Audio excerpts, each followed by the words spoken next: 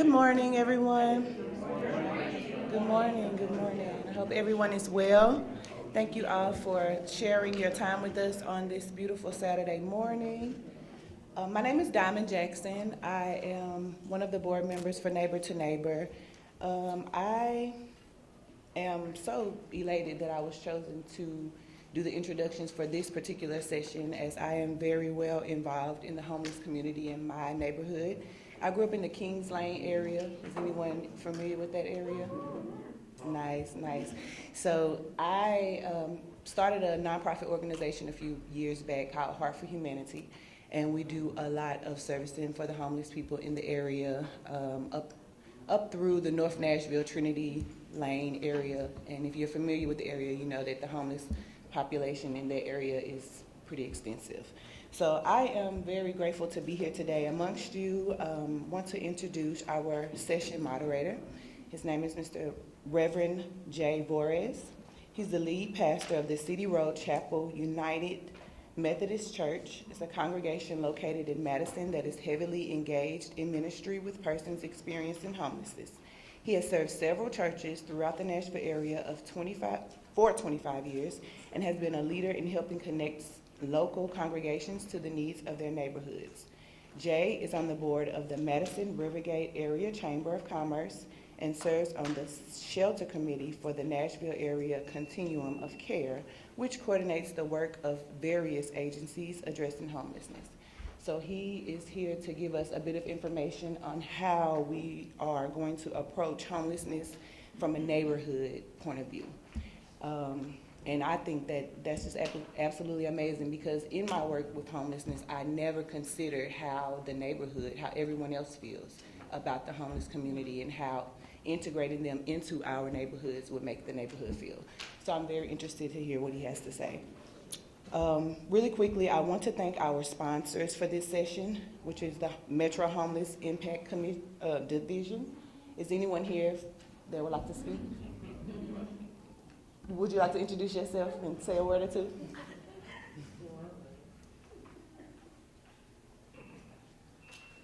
Hi, I'm April Calvin, the Interim Director of the Metro Homeless Impact Division. I have several team members here that's representing us. Hannah, if she'd like to stand. Hannah Cornejo-Neal, I've been practicing. She's our HMIS database guru. And Kim Bowden, if you'd like to stand. Kim is our landlord engagement department. So if you want to know any data or stats on homelessness, you can always email or reach out to Hannah. And if you have a property, or if you know of other members of your family members, or if you have developers that are friends that have properties, our landlord engagement, we have a great incentive plan if they're willing to utilize their properties to rent for people that are coming out of homelessness.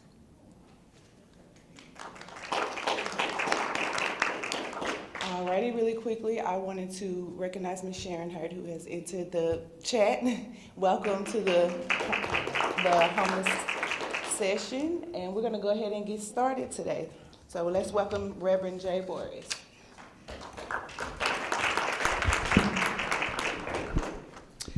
So I'm glad to be here with you.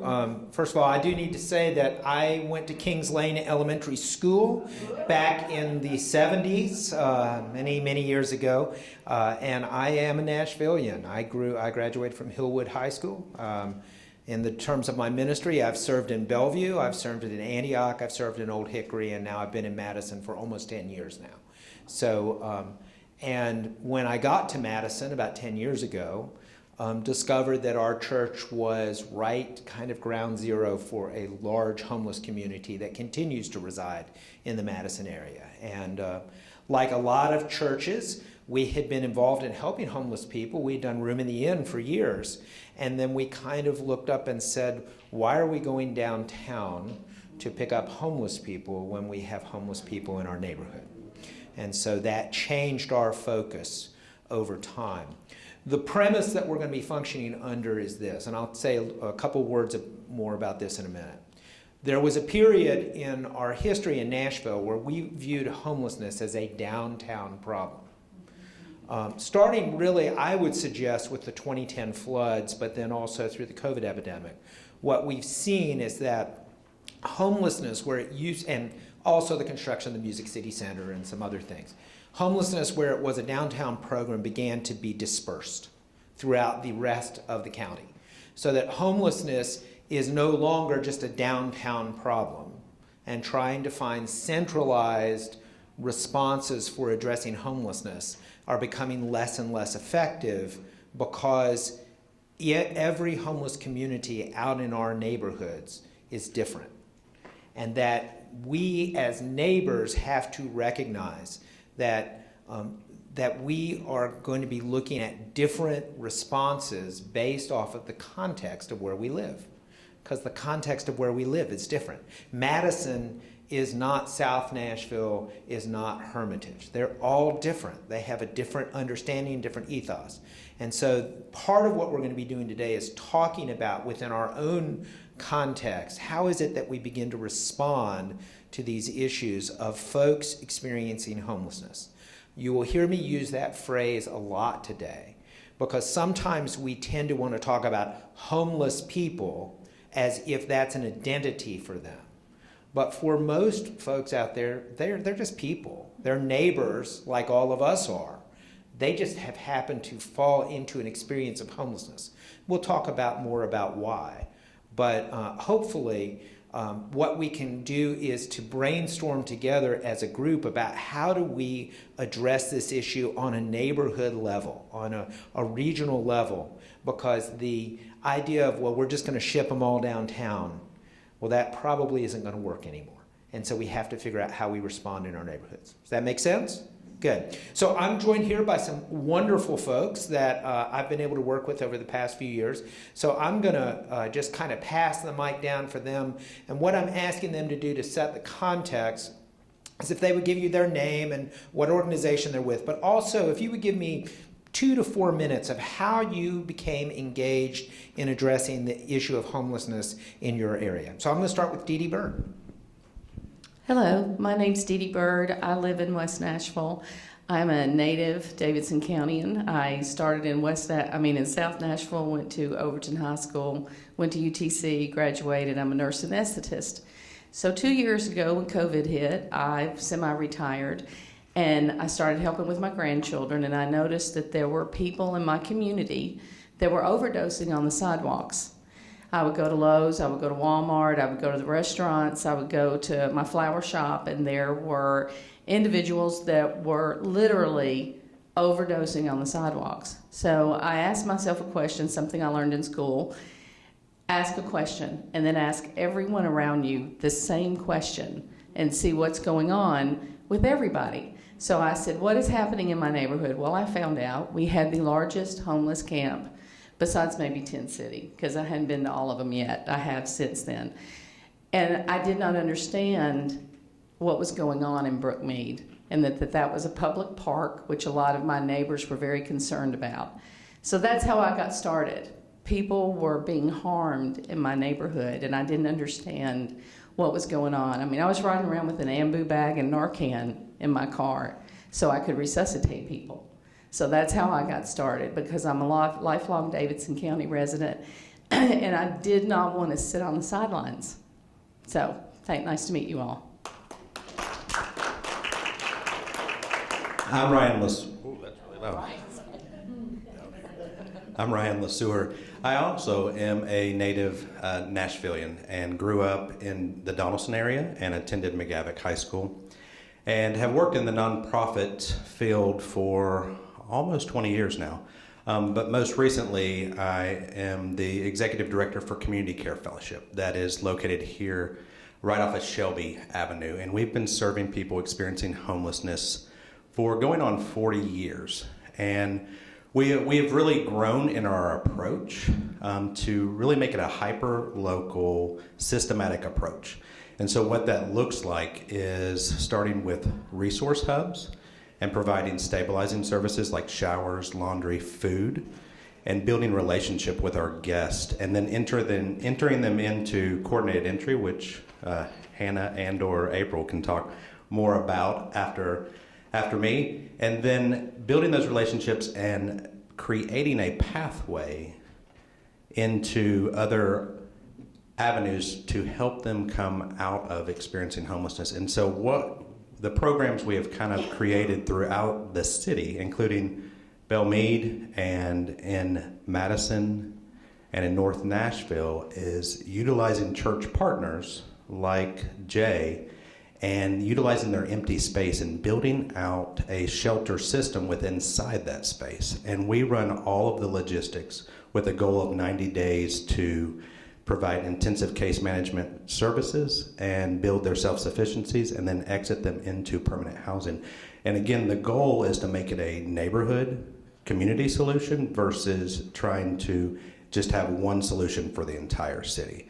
And so there's neighbors already in encampments and in several parts of the city, and it's trying to create a streamlined way with current partners in that city, with metro government and with church partners. Thank you.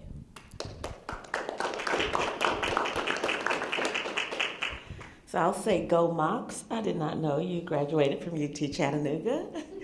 Also, I would be remiss if we did not acknowledge the trauma that we all experienced at the beginning of this week. So, when you wake up in the morning, say a special prayer or well wishes to those families that were involved in that. Also, if you see any of our MNPD officers in the grocery line and wherever you may see them, wherever you may encounter them, give them an extra hand. Let them skip you in line. Give them a bottle of water. Say a nice word, a kind word to them, because I think it'll go a long ways for some of the trauma that they're experiencing as a department as well.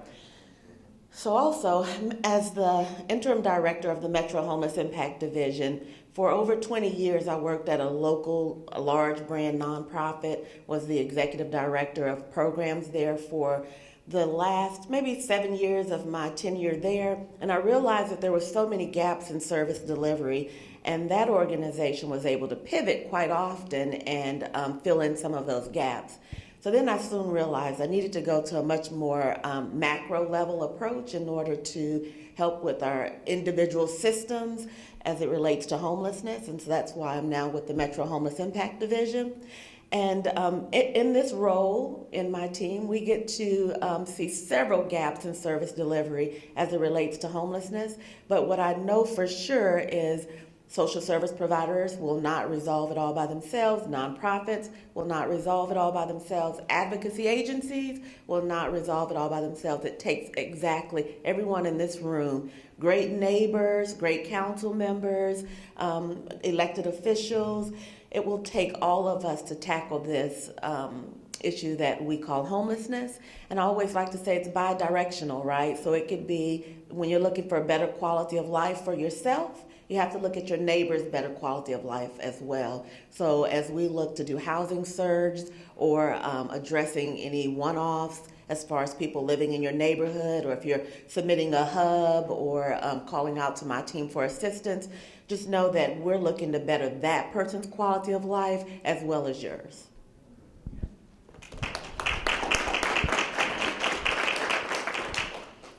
And this is a strange thing for Nashville, that we have at least 3 of us that are native Nashvillians that have been around for a while. So we've experienced this. I want to take a minute just to think together about why are we experiencing, would everybody agree that we have a homelessness issue in Nashville? Can we concede that? So I want to think about, brainstorm for a minute about why. And I'm not a teacher, so my handwriting is really bad. So why are we experiencing a homelessness crisis in Nashville? Housing costs, okay? So housing cost, and could we also say availability? Okay. Okay. I saw somebody's hand up next to me at the table. Did somebody over here? Oh, okay. Yes, sir. Sometimes it's a lack of generosity. There is no shortage of housing in Nashville or anywhere else in the United States. Okay. There are people living in 4 or 5 bedroom houses, living alone. Right. Okay. And we need to share our extra housing, which I've done for 64 years. Amen. Whenever we had open to low-income people. So again, lack of generosity, but also just this kind of, we have a lot of folks that are, I'm going to say overhoused. How does that sound? So that makes it difficult for others to find housing. What else? Stagnant wages. Jobs, stagnant wages. Okay. Mental health issues. Okay. Wages. Mental health. Okay. What else? Pre-homeless.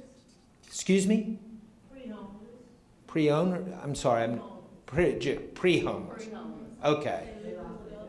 They're living with other people. Thank you. Pre-homeless. So we have folks that are, okay, so this is good for us to define this. We have folks that are experiencing outdoor homelessness. Those are the folks that we see on various television stations on a regular basis. The folks that are in encampments is what we're talking about.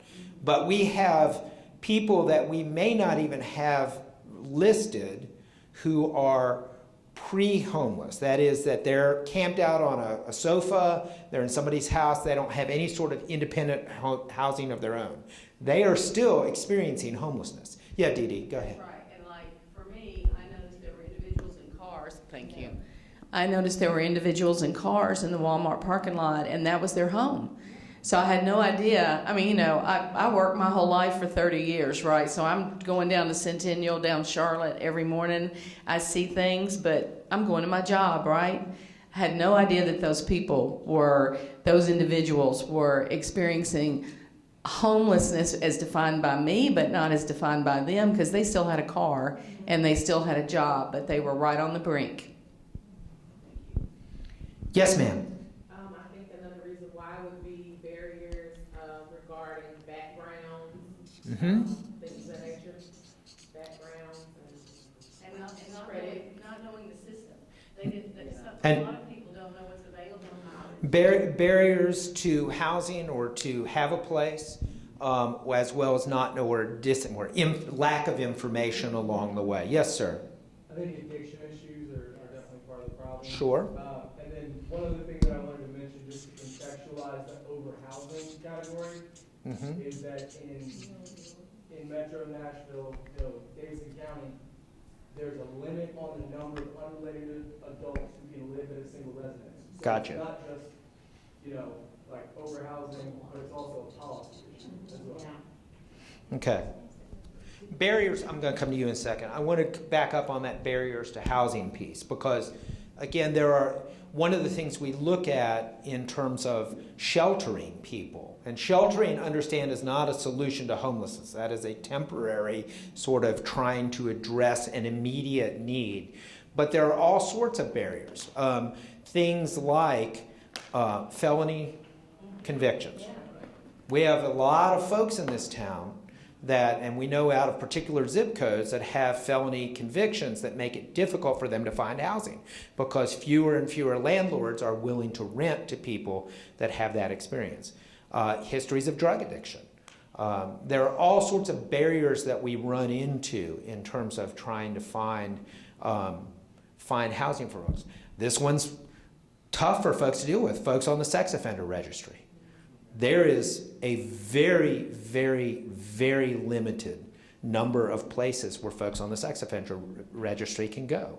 And that ultimately leads to this question of where are they supposed to go? Okay.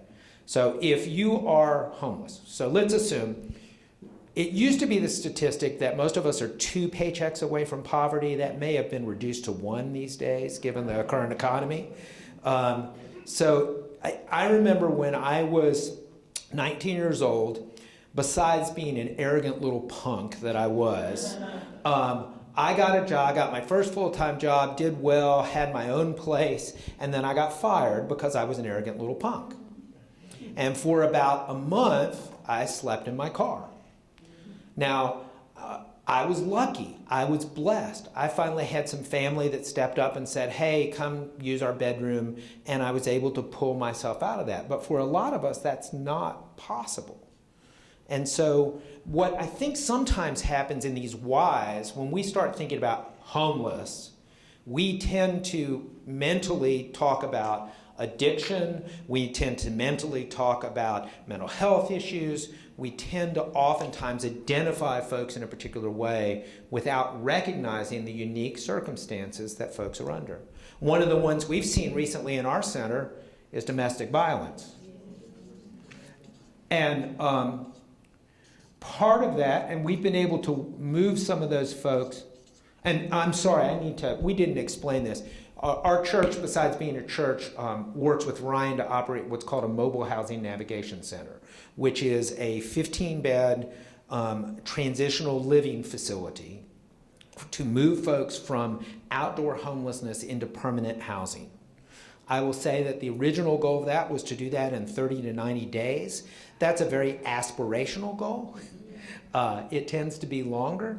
But so we have men and women that live in our building 24/7 with full-time staff support that provides housing for folks, provides shelter for folks. And we've seen this domestic violence thing. Now, there are domestic violence programs in Nashville.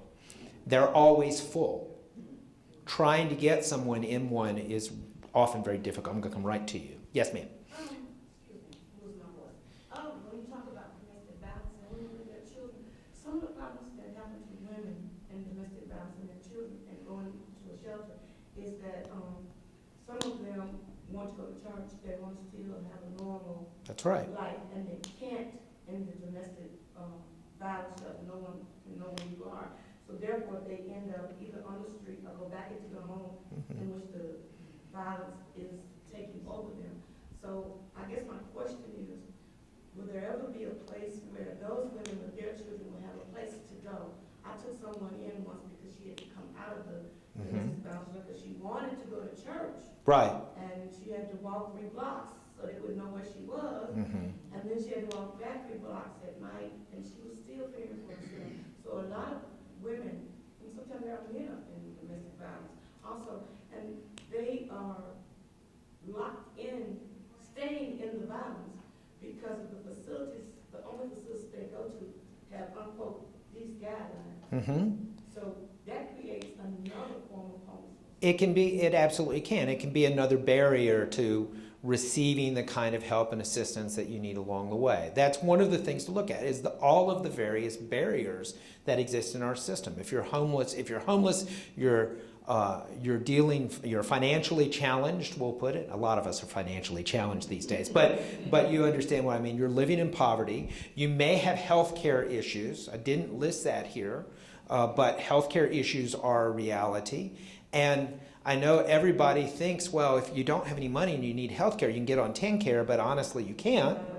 TennCare is kind of useless in so many ways. I didn't say that. Yeah, TennCare is kind of useless in so many ways.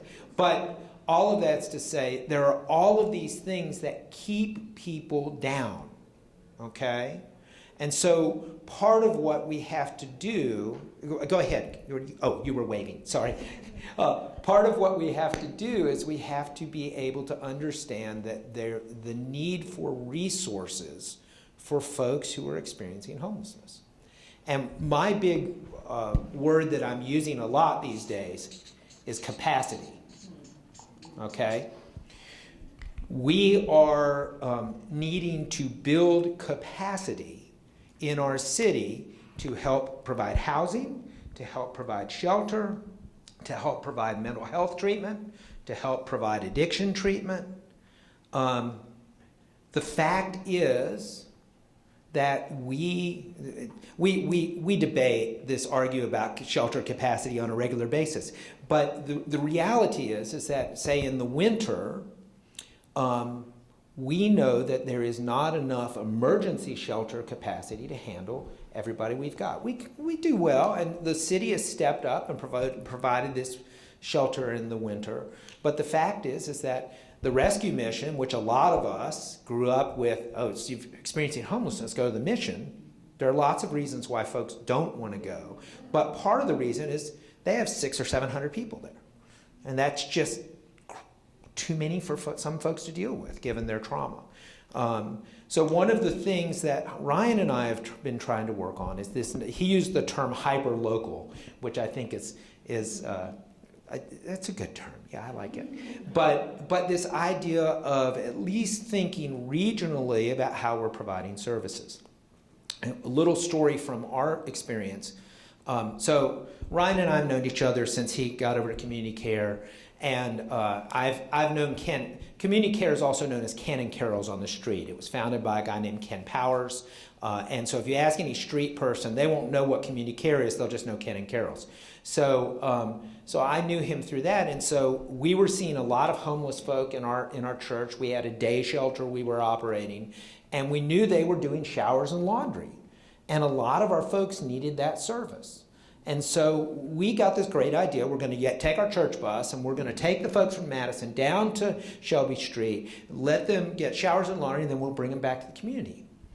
It didn't work because people that are homeless in Madison see Madison as their home. It's like, so there's this lovely Trader Joe's across town from me. Do I ever go to Trader Joe's? No, it's a 45-minute drive for me. I'm not going to go across town to go to a grocery store, no matter how cool it is. I'm going to go to the places in my community, right? Don't we all kind of function that way?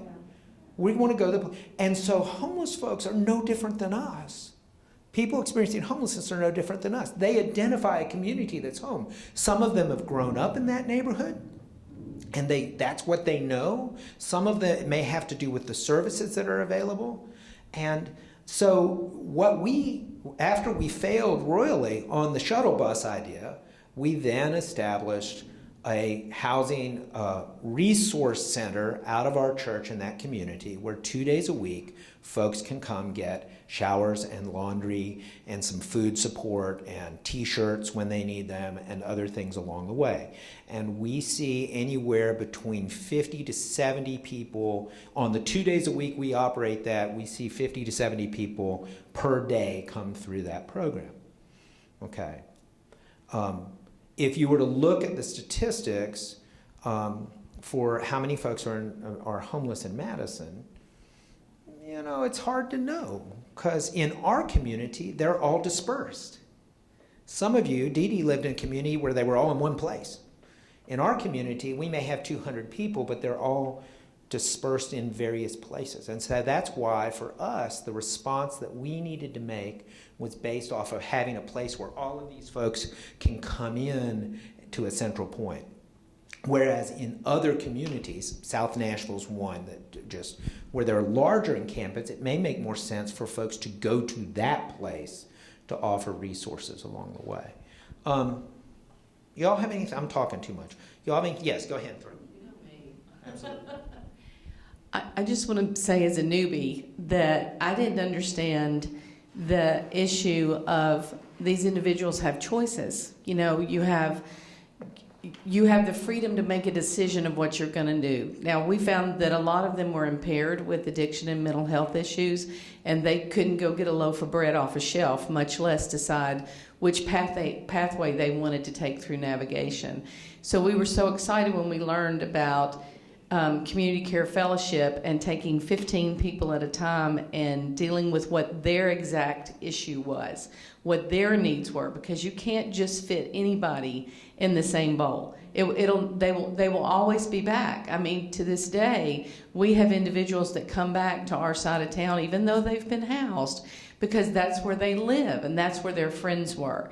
Now, I thoroughly agree with how to move people in a group because that's their community. But I didn't understand, why don't these people go to the mission? They're afraid. They don't want to go to the mission. Why don't these people go here? Why don't they stay there? Why don't they? Because their needs were not being met. So that's one of the things that I'm focusing on right now is services are so important that Jay said one time to me, it's like they're they're going through therapy trying to find out what their road is because they don't know. So you have to realize everyone is an individual. Everyone has different needs. You can't pigeonhole them because we tried to do that. We had no idea what was going on. So I appreciate all your work and the fact that these individuals, they see some people over and over again. And if Salvation Army doesn't work, maybe Community Care Fellowship will work. If that doesn't work, maybe Matthew 25 will work. We have over 100 nonprofits in this town. So that's back to we have the tools that we need. We just have to be able to work those tools to help these individuals. Of course, I always have something to add. So I see two of our finest officers here that work closely with the Metro Homeless Impact Division in different areas of town. So whenever we go out as a division, we have an outreach team. Our outreach team, they're the ones that are kind of first on the scene, connecting with the individuals. We always like to engage with them. That goes back to what Dee Dee is saying. You have to really get to know who they are. They're not going to just give you their social date of birth to enter into this database system after you've met with them for the first time, maybe not even the fifth time, because they don't really know who to trust. So we work with them on building trust. We don't want to just, come in, pack them up and move them away because they're not going to be successful if it's not a choice that they're making. Goes back to what Dee Dee was saying. We want to make sure that their individual choice, self-determination plays a lot into how our outreach team operates. And then the next step would be coordinated entry. I think Ryan hinted on that just a little bit. Coordinated entry is the process in which we as a department connect people to the resources that are available. If we had a plethora of resources that was maxed, that could meet everyone's need, we probably wouldn't need a coordinated entry system, but because we have limited resources that does not meet the full scope or capacity of our community, we have to prioritize. Not a first come, first serve, but more of those that are most vulnerable. Well, the hope and the idea is through HUD is that those that have less barriers, less issues that that cause them to become homeless could maybe right themselves with just a little bit of a touch, right? Maybe they just needed a deposit. And I know we're talking a little bit about I think she used the term pre-homeless. And that's what we would consider doubled up. I think that sometimes people are more successful when they are doubled up, or when they are sharing rooms and sharing spaces. I think that's a new thing for our community and service providers. In the last 3 to 5 years, we have started talking more about shared housing because the cost of living in Nashville is, sometimes you're just not going to be able to afford the housing option alone. But if that's okay for the millennials to have shared housing, and if it's okay for others to have shared housing, why is that not something that we have identified for people experiencing homelessness? So that's a new thing that we're working with our service providers on. There's several shared housing options in town, and our landlord engagement department has been instrumental in connecting with several of them. So about 7 months ago, they reached out to us and said they had 70 vacancies of shared housing units. And now I'd like to say, with places like CCF and other organizations utilizing that, I think it's maybe $250 a month for renting a space, and you have a shared living space. A lot of the people that we have encountered, maybe they receive disability, and it's not enough of an income for them to go and afford $1,200 a month in a one-bedroom apartment, but they definitely can afford $300 a month in a shared living space. And that also takes them back to community. Sometimes housing can be isolating. And what we've learned about encampments is that's where they have formed community, good, bad, or ugly, right? That's where they have formed community. They know their neighbors. They know whose tent is next door. There's one person that's going to go through and light fires and turn the lights on before everyone gets home at night.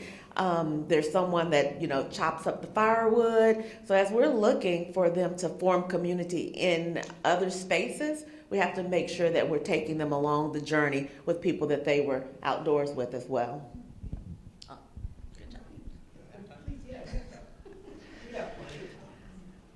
Just listening to Dee Dee and to April, I think it's important to figure out in this room and as a community what role each one of us play.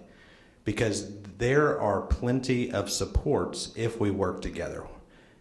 A lot of times, and I'm just speaking from the nonprofit side, we can get into silos and we can serve the same people in those silos, and they're not necessarily moving forward. It's when we break down those silos, and I've seen that breaking down of silos over the past, would you say, 2 to 3 years? I mean, I've seen some collaboration come along. And so each nonprofit plays a role, each community member plays a role, each church plays a role, and Metro government obviously plays a role. A huge role. And when those entities can come together in a collective impact model, that's when you can start seeing movement. That's when you can lower those barriers. And again, each person can play a role. Business owners that don't want people experiencing homelessness sleeping on their front porch, we've had business owners that have either gone to a business as mission identity or social enterprises that provide low barrier employment for our guests. And so there's a role that every single individual in our community can play, and we can do it again locally in creating that systematic approach to those experiencing homelessness in our communities and walking alongside them and whatever that looks like for each community member. Yes, Diamond.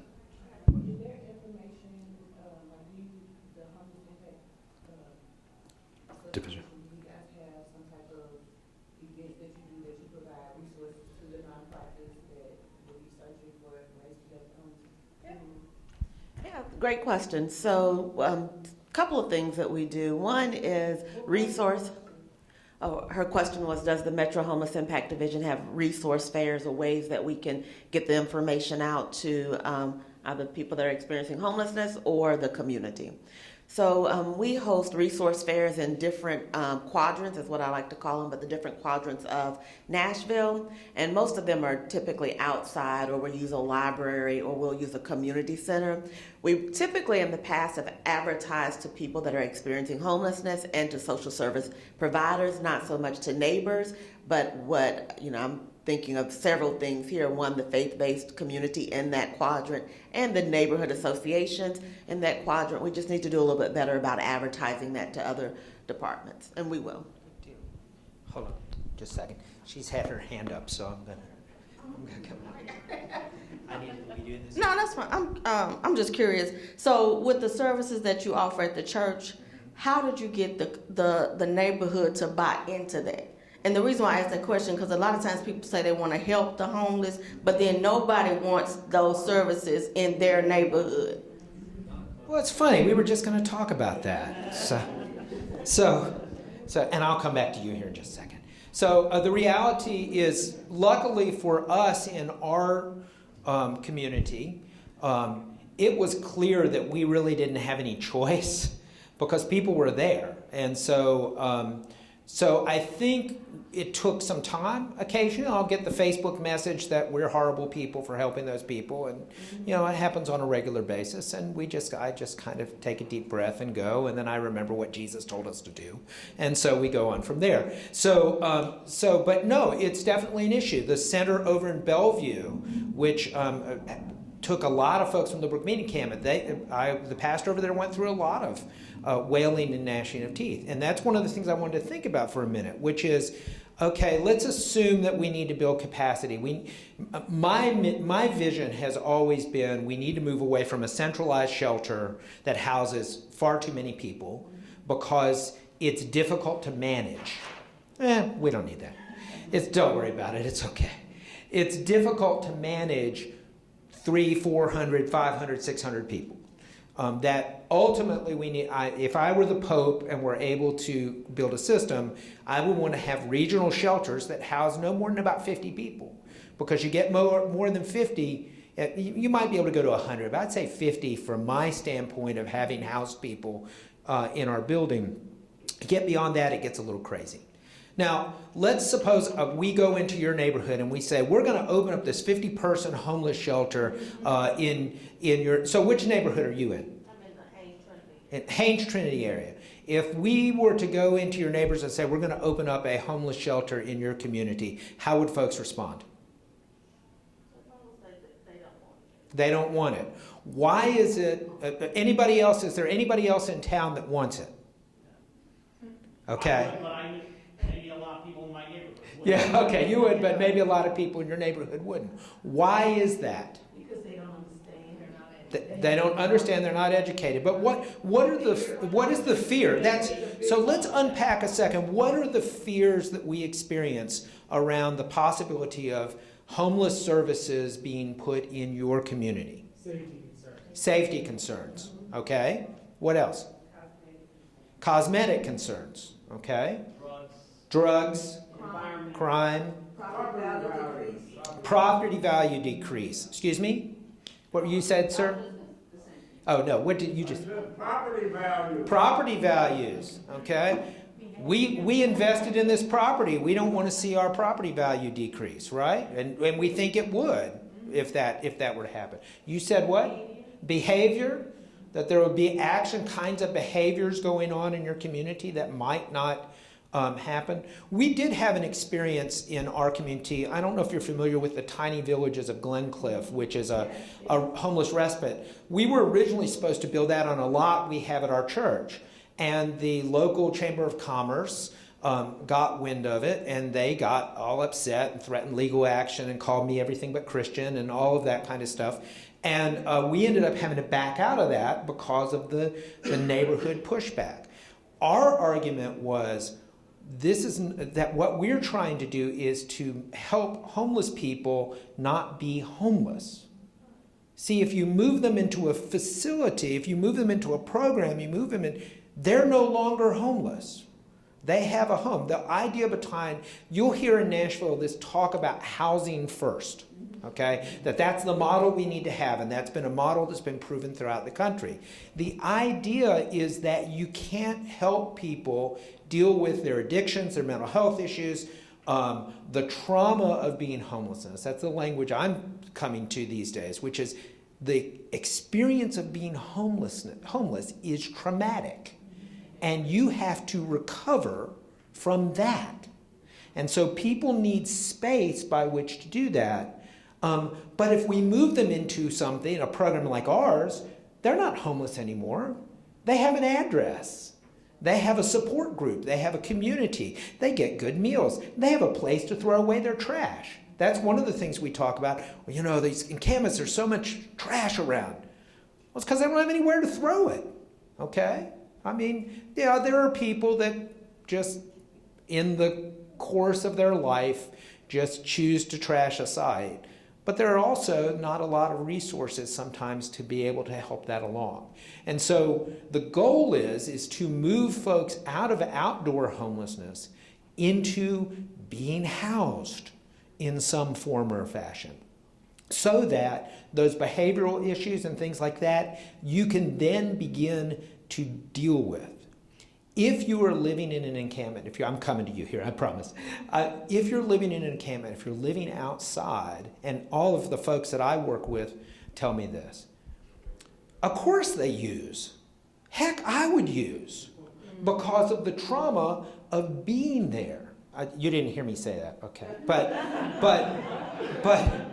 But the reality is that it is impossible for you to begin to deal with those mental health, addiction issues, some of those other issues that you're experiencing when you are unsafe, unsecure, always looking over your shoulder, can't trust anyone, and living in the cold and the rain and everything else. None of us in this room, I would dare say, would probably do a whole lot better. And so the goal is that we get folks under roof so that you have the possibility that you can then start dealing with those. You can help folks transition back into, well, the way I always talk with my folks is transition from street life, and sometimes I say normal life, but what's normal? We don't know what that is. But so stable life, okay? Some sort of stability. And so it requires those kinds of programs. But honestly, we've had about 60 people through our program now at City Road Chapel. If they had been sent to the mission, they would not have been able to get the kind of support that they need to move them forward. Did you, I saw a hand back here. Yes, ma'am. Yeah. So, as a policymaker, having a good understanding of what the challenges are is helpful for us. Mm-hmm. Is there data that you have for the Homeless Impact Division as to the homeless population in Nashville? Is it mostly new people becoming homeless? Is there a high recidivism rate for homelessness in Nashville? So I'll start, and then I'll let my HMIS guru clean me up. How about that? HMIS. She is really good. She is. HMIS is the Homeless Management Information System for Nashville. So most all of the programs that receive federal funds, local funds, metro funds, utilize that database, entering their clients into that system. The concern that we have is one of our largest shelters actually they don't enter their database in the system. Hannah's working diligently with them on that so that we have comprehensive data for our community. I just saw a report from Hannah yesterday that said last year 2,080 individuals experienced homelessness for the very first time. And so, what does that tell me? The moratorium on evictions were coming to an end.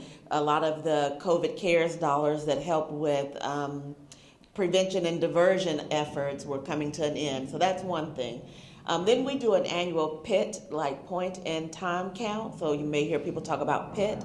And that PIT number this year increased, maybe just slight increase. For me, the slight increase, when I think about the last 5 years, I really think our data has held true, and that's a true testament to service providers like that I'm sitting around right now, because going through a pandemic and the housing crunch that we're experiencing and the wages not matching, in 5 years, you would think that there would be an astronomical increase in our community, but it's really kind of held steady for the last 5 years. So that means there's a lot of work going on to prevent that number from increasing. If 2,000 people entered into our system for the first time last year, but our numbers did not increase by 2,000, that tells us a lot. There was another part of your question that I forgot. Just the recidivism. Great question. So we have a document that's called the Systems Performance Measures. I'm looking at Hannah because I want her to straighten me out when I'm wrong. And for the last 2 years, we're at 3 to 5% recidivism, so very good in Nashville. Yeah, very good for Nashville. Hannah, I'm going to put you on the spot, though, for a second. So one of the things I know that we've been talking about lately is the increase in families with children experiencing homelessness. Can you give a little bit of information on what feels like an increase, at least? Sure, let me think what's helpful. So through coordinated entry, the process April mentioned, that's how people get referred to housing. We have seen a huge increase in the number of families who are entering that process. I wish I had more numbers off the top of my head. I think we're seeing, like right now, there's probably 300 families with children that we know of. We have something called a by name list that has everyone we know who's experiencing homelessness in Nashville so that we can house them. And that used to hover around like 150 to 200 families at a time. And now it's usually in like the 3 to 350 range at any moment in time of how many families there are. So we have seen a huge spike in that. And I know the shelter committee that Jay is on is hoping to get more information about who these families are, what's happening in our community that's causing more of them to experience homelessness. And maybe, Hannah, will you share the difference between our numbers and like the HERO program numbers? Sure. So another thing I'll add is when we look at data in HMIS, we're talking about the narrowest definition of experiencing homelessness. So people who are living in a place not meant for habitation is what we call it, people who are outdoors or in their car or in some other kind of structure or in an emergency shelter. Then there's a whole wider group of people who are like living in hotels or living with friends and family in a pretty unsustainable situation that under some definitions don't count, but under like the HERO program, the Metro Schools program for families experiencing homelessness, they provide services to those families. And they've this year seen, I think, over 3,000 children in metro schools who are experiencing homelessness under that wider definition. So people who still don't have a safe and stable place to sleep at night. The reason I mention that is that goes back to the capacity. Did you? No, Did you have something to say? I did. Let me finish this and I'll do it real quick. The reason I mention that is because as we're talking about capacity, one of the things that Ryan and I are working on right now is doing another family shelter in Metro because, and it will only be about 9 or 10 beds over in Madison, I'm sorry. Where do we work? I can't remember, Madison. But just to give you an idea, the rescue mission right now has 24 spots for families with children. The rescue mission has 24 spots for families with children. It's only women with children, by the way. That's not dads, single dads. They currently have 36 somehow, or at least as of a couple weeks ago, had 36 sandwiched into their building. The other family shelter option is Safe Haven. Safe Haven is generally running at capacity all the time. So given the numbers she just mentioned, really we have about 60 currently, about 60 spaces for family with children. Well, let's call it 100 just to be nice. And yet we have significantly more than that of families with children. So again, one of the things that we have to look at is how do we develop capacity in terms of resources? I want to make a suggestion here in a minute, but I'm going to turn it over to the council person. Thank you very much. My question is, what is the average time span for a homeless person? I know that the recidivism may be low, but how long do people stay unhoused? And April know that, you know, my patience for this is not real long because, you know, we've been dealing with this since long before 2004, and we're still in the same place. And I think that it really takes a leader who's going to prioritize homelessness and really put some resolutions to it. And that was not a campaign speech. No, sorry. So I do know this one off the top of my head. If anyone wants more data, I do have cards. You can email me for things I haven't memorized.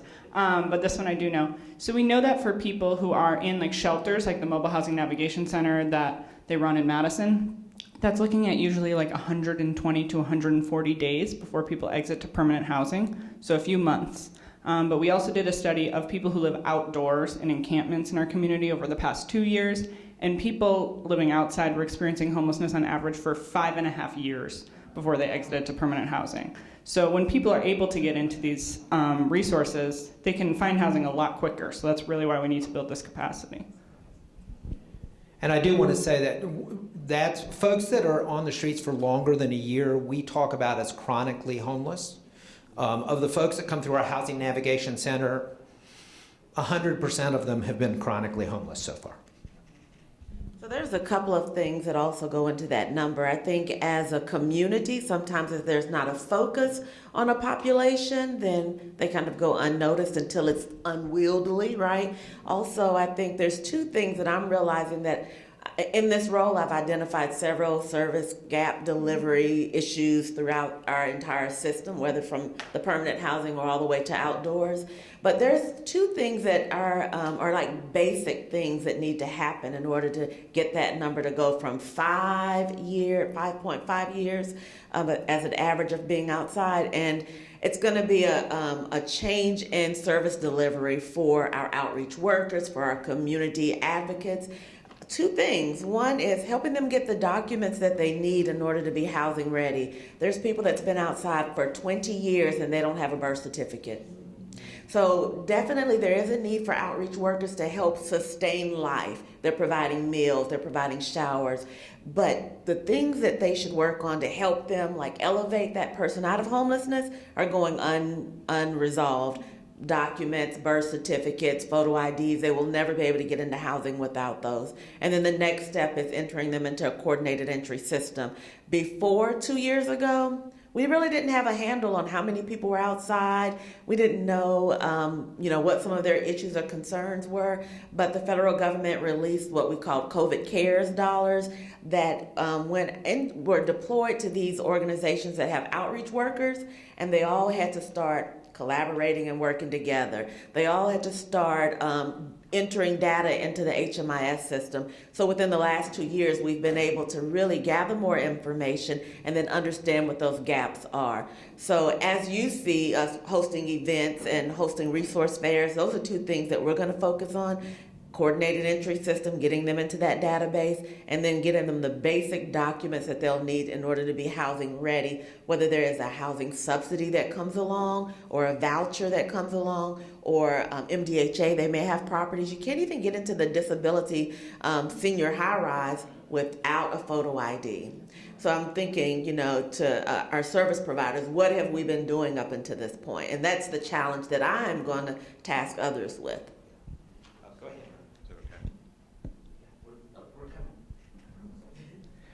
Just really quickly, just on family homelessness. So just to give you an update on some things that are going on, currently United Way with the Family Collective is working with some organizations, including Built for Zero. I don't know if you've ever heard of that organization, but they work throughout the country creating solutions for different demographics. Like in Chattanooga, they focused on veterans homelessness, and they were able to bring that to a net zero, which basically meant that somebody that was a veteran wouldn't spend, I think it's an average of 30 days on the street. There would be a system in place for them to be housed. So they are currently working with Built for Zero and other nonprofits and Metro government to create solutions with the demographic of families experiencing homelessness. So just to give you kind of an update of one of the strategies that they are utilizing. His hand was up first, and then I'm going to come back. So one of the major things I think with any policy initiative, what allows policymakers and constituents to ignore something is a lack of humanity, right? And so it's really a two-part question. One, what are we doing to, put a face to the issue? What are we doing to help residents who are housed interface with residents who are unhoused? And then the second part of my question is, there are going to be some people, even if you humanize an issue, they still don't care. And so with that approach, I think one of the important things to look at is the fact that it is literally cheaper to house someone in a permanent supportive housing situation than it is to pay for the emergency services related to a large chronically homeless population. So I guess the second part of my question is, what are we doing to get that message out there, and how are we, lobbying for that position with policymakers? And how do we convince people that that's true? Because people will say, oh, it's easy to say it's cheaper to house homeless than not. Okay, let me answer this real quick. From a community standpoint, we became involved in every community organization that we could find in Bellevue. We went to the Bellevue Exchange, we went to the police department, we went to our council members, we went to the Parks Division, we went to the Chamber of Commerce. We started showing up at every community event when there was a night out with a cop, when there was the mayor's coming to Red Caboose Park to do this, there we were with our green signs, because we wanted to put a face to what was happening at Brookmead. And until this is a national issue, until everyone identifies these individuals that they have a disease process, addiction and mental health is a disease. So it's not a choice. Okay, it's every second of every minute of every hour. So until our national politics recognizes that this is a disease process that is trapping these people in their experience in homelessness, and we deal with that, which these guys do, 15 people at a time, 30 people at a time. But as a community, I tell people, when you're just getting started on this, you need to go to every single opportunity. You need to give yourself and the people that you're trying to save, because you are saving them. They are dying on the streets. And we're better than that in this community. Yeah, and just real quickly, to Dee Dee's point, I think it's important, if you have never heard somebody's story that's experiencing homelessness, there are so many nonprofits throughout this community.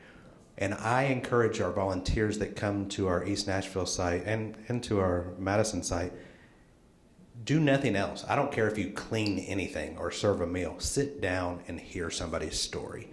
Because when you hear their story, it changes everything. It helps to humanize. It helps you to see that you have a lot more in common than you would ever think. And it helps you tell their story. And so specifically with me, when I first started the job, kind of my genesis story is I had a family that had come from North Carolina. It was a family of 5, 2 adults and 3 children, and had come for a job that he was promised. And the job dried up. And so here's a family of 5 living in their car, and they come into our space, and we get to walk alongside them. We get to build the trust with them. And we get to work with partners like Safe Haven, who will help them to get into housing and help them to get employment. And but again, hearing that story, it helps you understand that all of the narratives aren't necessarily true, and it allows you to tell that story. And I think it's even more important to allow our guests experiencing homelessness to tell their own story, but when we have the chance for us to tell their story. One thing I would like to say is a lot of things go in cycles. So many, 25 years in this industry, it used to be where we told their stories, we put a human face with that story, we advertised it. When I'm saying we, I'm saying nonprofit and service providers. And then that became frowned upon, right? They called it pimping poverty. Right, so agencies and nonprofits they move towards showing numbers and data and success stories. And I think we've lost our humanity.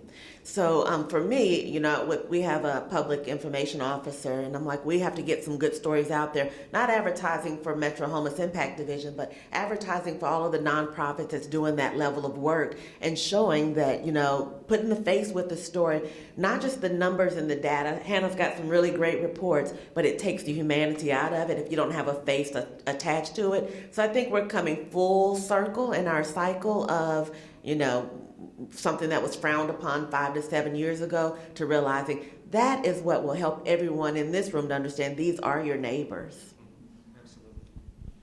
I do want to say, I'm going to come to you, right? I do want to say, Dee Dee and Reclaim Brookmead, sometimes we pushed on each other a little bit, but they showed up to everything. That's the first step, okay? The shelter committee, it's kind of part of my job. I mean, as a pastor and all that, I get paid to be there. Right. She was not. And when someone, right, we're volunteers, that's right. I always forget that. Oh, yeah. But when people would say to me, that it's a choice that they make, I'm like, well, it's not, because you've obviously never had an addiction issue, and you've never been homeless, and you've never had someone with a mental health issue in your life. I said, I forgot where I was going with this. It was so important. But my bottom line is, when somebody would tell me, when they would, on our Facebook page, which a lot of people in the nonprofit world encouraged us to block people because of the things that they had to say. And I said, I want to educate them. I want to hear what they have to say. I want to know who they are so I can go to them and explain to them, you have to educate yourself. You don't get to sit on the couch and critique what all these people are doing. When you're not a member of the COC, what do you do as a citizen? That was my big question to people. What do you do? Church? Do you serve your community? Are you an essential worker? What do you do to be a good citizen? Yes, sir. Listen, we have a strategic opportunity right now. In the 25 years that I've been here, I'm into my 6th 4-year electoral cycle. This morning I've already talked about the affordable housing issue to 4 of our candidates for mayor and 5 of our candidates for council at large. They always are focusing that they're going to do something about affordable housing. Mayor Jim Cooper's campaign promised me 4 years ago that they were going to do something about it. They didn't. So, this year, we've got to try to get them to do that, and this is our strategic opportunity because they invested $2 billion in a new home for a billionaire sports team, but they are not investing in affordable housing. Okay, you get the last word. Oh, not the last word. I don't want the last word. I just wanted to say to the lady sitting right there, when you're talking about the houses and things, I guess what I don't understand is there's buildings sitting, empty buildings rotting away that could be turned into places where people could go take a bath, house their clothes, come back, give them the ability to feel like they are contributing. So I want to know, why do we have all these buildings sitting around here empty and then decide to make it into a big expensive hotel when somebody else could be living in it and learning to become more respectable people and not be mistreated because they are homeless? So I'm going to speak to that, actually, because I've now been through it, and I'm in the middle of doing it. So on the one hand, everybody says, we got all these churches. Their churches are only used about 1 hour of most Sundays. There's a lot of empty space in them. We've got all sorts of other buildings available.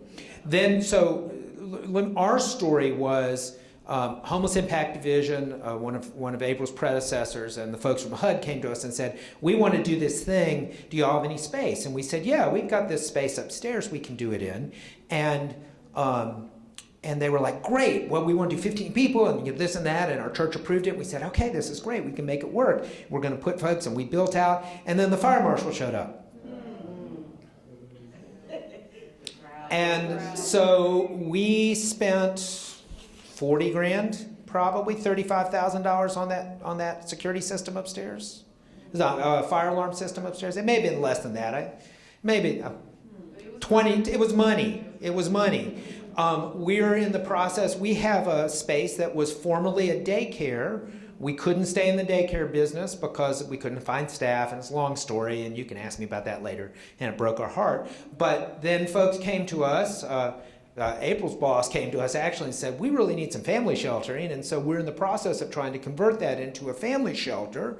But you know what? You got to do like showers and other bathroom facilities, and suddenly you're looking at $40,000 or $50,000 in renovations to do that. So on the one hand, it sounds like it's a really simple thing, but because of the way the codes are written, it's very difficult to pull that off quickly. And it's not impossible, but it's difficult to pull it off quickly. It does have some cost involved, and trying to figure out where the funding for that is always interesting. That's what Ryan does. That's what he and I, that's his job. I just help people. He helps come up with the money. So it's not impossible, but it's definitely it's hard. It's hitter. Yeah, go ahead. And then I've got one more thing. Well, I was just going to say, just to let you know, there is somebody currently, a developer currently working with the mayor's office to identify different Metro-owned spaces that potentially could be utilized for things that you're talking about. That was exactly what I was going to say. Great job. You have to keep the pressure on them to do that. Yeah, but also codes, fire marshal, like there's a whole lot of other things that happen in that. And even when you think you have the perfect plan, then you get hit with ADA compliant rules that also bring more dollars that you have to. And not only that, the biggest word that he put on the top was capacity. So not only the capacity for the buildings, because you can't just open a building and walk away, right? You have to have staff capacity. And so what we've noticed with a lot of our nonprofits, the great resignation is now turning into the great negotiation, right? So when you think you're just staffed up and you have enough staff to run something or a big operation like that, then you lose half your staff because somebody else is going to pay them $2 more. So we want to make sure that as we build that, as he looks at the property and as we build the capacity for units, how do we build the capacity for the nonprofits as well? I want to end, because we're almost at our time, but I want to end because the focus of this really was for neighborhood folks to think about how do we begin to address the issue, okay? And hopefully that the questions we've answered have given you some information along the way. But I want to just tell a quick story. So back in 2010, many of you all will remember that we had this flood thing that happened, right? And I was currently serving as the pastor at the Antioch United Methodist Church. Our church was on a hill because the floods in '78 had flooded us out, and so we were in the highest part we could find in Antioch. And that, you remember that school, that the portable that went down the interstate? We were about 800 yards from there, but we were at the top of the hill. So anyway, Mill Creek flooded, it began to go down, and so that first day when we get the neighborhoods, we went down to start trying to help people, and it was clear that there were all these individuals and individual churches trying to help folks, but we were all going to be stepping on one another, okay? And so what we did is myself and a council person, we said, we need to get everybody into the room. And so we called a meeting, and we had council people, and we had state representatives, and we had congressional representatives, and we had community leaders and pastors, and everybody we could get. And we sat around a table, and we said, we need to figure out how to work together to make this happen. 24 hours later, we started sending volunteers out from the one center. We're sending 700 volunteers out a day. We had a system put in place where we were doing documentation about what kind of help was needed, all of that along the way. That organization that rose out of that ended up rebuilding about 300 homes because they all got around the table and said, not outraged about a situation, but said, what can we do to help and how can we organize to do that? That's what Reclaim Brookmead did. And that's what, on a neighborhood level, we all have to do as we're dealing with the issues of homelessness. You need to get people in the room to talk about it. And that are council people, those are community leaders, pastors, whoever you can to get in the room. And I would also argue you need folks with what we call lived experience, people that have been out there, because they have a different perspective on what's needed. And out of that, you can then begin to develop a plan for how can we help. And it may be that a church says, hey, we've got this extra space, we can help in this way.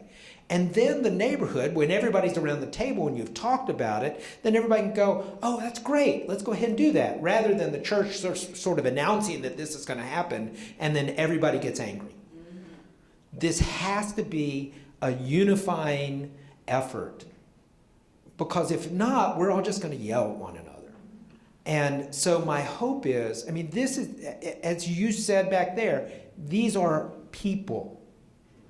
These are not homeless. These are not addicts. These are people who are experiencing hard and difficult circumstances. And honestly, most of us are just a few paychecks away from there ourselves. And so, yeah, I'm with you on that one. I'm a Methodist preacher, no.